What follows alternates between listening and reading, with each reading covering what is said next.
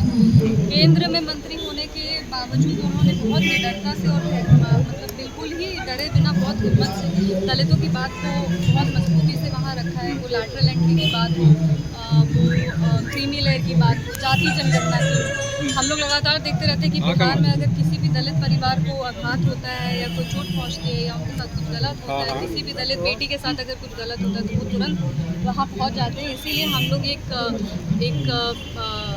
अभी प्रस्ताव लाए कि 29 तारीख को हम लोग एक बड़ी बहुजन भीम संकल्प रैली करेंगे, जिसमें अपने नेता का हम धन्यवाद व्यक्त करेंगे कि लगातार वो बहुजन समाज की बात को, दलित महादलित की बात को मजबूती से रख रहे हैं और इस रैली को कैसे ऐतिहासिक बनाया जाए इस पर हम लोग अभी चर्चा करेंगे। एनडीए के घटक में ही जीतन राम मांझी भी लगातार वो चिराग पासवान पर अटैकिंग मोड में रहते हैं, कह रहे हैं कि वो भीड़ जुटाते हैं पैसे के बल पे।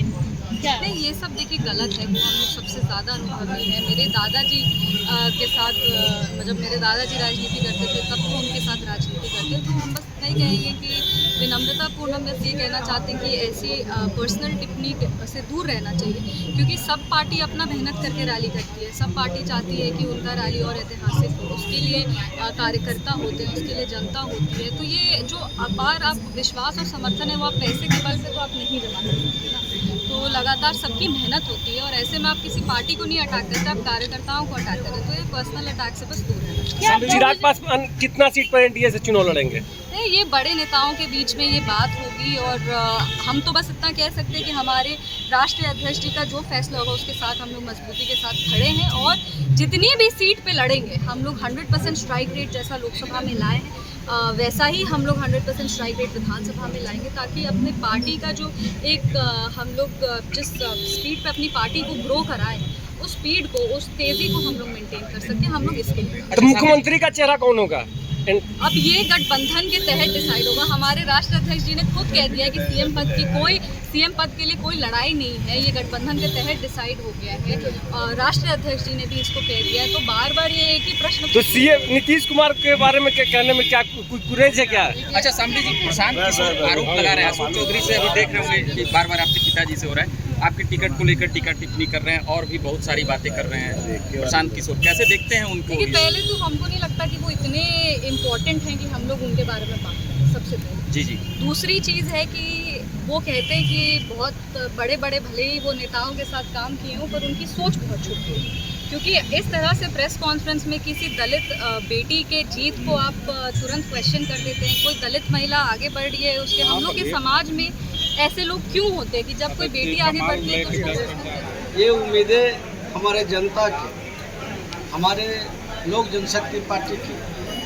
दबे कुचले वंचित अवशोषितों की एक आवाज़ है और चिराग पासवान जी की आशा पर हम लोग उनके फौज हैं और हम लोग ने संकल्प लिया कि फौजी का फौलाद है सीना, लाखों जुर्म सह जाएंगे, चिराग पासवान को सीएम बनाने के लिए जान चल जाए, मगर सीएम बनाएंगे। अभी मैं इंडिया के पात्र हूँ, हम पार्टी के पक्ष विपक्ष में बात नहीं करूँगा। मैं इंडिया का एक हिस्सा हूँ, मैं इंडिया के बारे में सोचता हूँ और सब कार्यकर्ता का अपना आदेश होता है कि अपना राष्ट्रीय अध्यक्ष, सबके पार्टी के राष्ट्रीय अध्यक्ष एक बिहार का सीएम बने, इसलिए इस पर हम और आपके माध्यम से मैं लोक जनशक्ति पार्टी रामविलास के जितने भी हमारे राष्ट्रीय कार्यकर्ता, प्रदेश कार्यकर्ता एवं सभी प्रकोष्ठ के प्रदेश अध्यक्ष, सभी प्रकोष्ठ के जिलाध्यक्ष, सबको मैं नालंदा जिला के धरती पर 29 तारीख को बहुजन भीम संकल्प समागम होने जा रहा है, उसका निमंत्रण आपके चैनल के माध्यम से सबको मैं दे रहा हूं कि सब लोग नालंदा के धरती पर आएँ और हमारे नेता को शोभा को बढ़ाएं। मैं क्या कहना चाहूँगी, मैं यही कहना चाहूँगी कि आज प्रदेश कार्यकारिणी का बैठक थी हम लोगों को और 29 जून को बहुजन भीम समागम हम लोग का नालंदा जिला में होना है। उसकी तैयारी को लेकर के हम लोग सब यहाँ पे एकजुट से तमाम पदाधिकारी आए हैं और देखिएगा एक ऐतिहासिक जन सैलाब वहाँ पे देखने के लिए मिलेगा और हमारे नेता मतलब आरा में जो महासभा हुआ था इससे भी बड़ा देखने को बहुत, इससे उससे भी बहुत बड़ा। अभी तो शुरुआत है और देख लीजिए कितना वहाँ पे ऐतिहासिक रूप से हमारी बहनों के भी पुरुष तो लेकिन रहेंगे भी। जीतन राम मांझी तो कह रहे हैं कि उनकी जनता से ज्यादा तो समर्थक को नारा लगाना उन्हीं की पार्टी के देखिए, कार्यकर्ता थे। जो गलत करता है वो दूसरे के बारे में सोचते हैं, इसलिए मैं टिकट टिप्पणी कुछ भी नहीं करना चाहूँगी। मेरी पार्टी मजबूत है और मजबूत रहेगी, और मजबूती के कारण ही हम लोग एनडीए में आज देख लीजिए, आज जिस तरह के अगला आदमी का सोच है, जैसे करते हैं वैसे दूसरों के बारे में सोचते हैं। तो हमारा नेता बहुत पॉपुलर है, बहुत ही सभी को लोकप्रिय है, और हमारा नेता कभी इस तरह के नहीं है कि भाड़े पर ला करके इनका जन सैलाब पूरे बिहार में उमड़ रही है। बिहार विधानसभा इलेक्शन भी नजदीक है, क्या उम्मीदें लग रही है? ये उम्मीद नहीं, हम लोग का चुनावी वर्ष है। चुनावी वर्ष में तो कार्यकर्ता लोग का भाई काम तो करना पड़ेगा ना, तो इस चलते हम लोग संगठन को मजबूती के लिए आज कार्यकारिणी का बैठक हुई थी, जो कि आपको याद होगा कि 8 तारीख को आरा के रमना मैदान में जो कार्यक्रम हुआ था, उससे भी भव्य कार्यक्रम के लिए हम लोग का आगामी 29 तारीख को नालंदा जिला का राजगीर में आयोजन होना सुनिश्चित हुआ है। उसी को लेकर के हम लोग तमाम जिला अध्यक्षों को बुलाया गया था, जिसमें प्रदेश का उपाध्यक्ष और सब विंग का अध्यक्ष थे, हम लोग को निर्देशित किए हैं आदरणीय हमारे प्रदेश अध्यक्ष जी और प्रदेश प्रभारी जी, और हम लोग उनका आदेशित पर हम लोग अब काम करेंगे। देखिए, जीतन राम मांझी ने तो बात किया है 8 तारीख को जो महासभा जो चिराग पासवान की था, कि जिनके पास अगर खुद के टिकट होता क्लियर तो वो 20 गाड़ियां लेके जाते, जिसमें 10 गाड़ियां उनकी नारा लगाने वाली थी। अच्छा, हमको ये बता दीजिए, जब जीतन राम मांझी जी जब बात बोले, आज तक हम आपको बताता हूँ, आज तक जीतन राम मांझी का कहीं सभा हुआ है?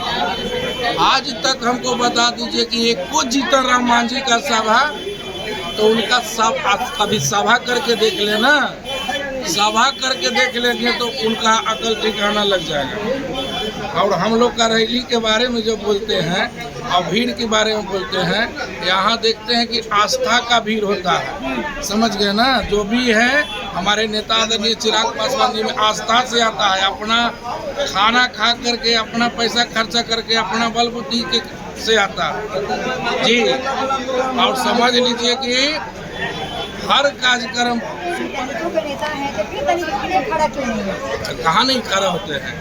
कौन ऐसा दलित के लिए हमारे नेता आदरणीय चिराग पासवान जी मुजफ्फरपुर वाले मामला पर बात कर रहे थे। मुजफ्फरपुर वाले मामला पर तो मुख्यमंत्री जी को चिट्ठी लिखे, अब आपको भी मालूम होगा, तुरंत संज्ञान में भी गया, जो भी दोषी थे उन पर कार्रवाई हो रहा है, उनका घर तक टूट गया। अभी तो जान ही रहे ना, तो कैसे नहीं करते हैं? हर जगह वो रहते हैं, हर जगह वो करते हैं।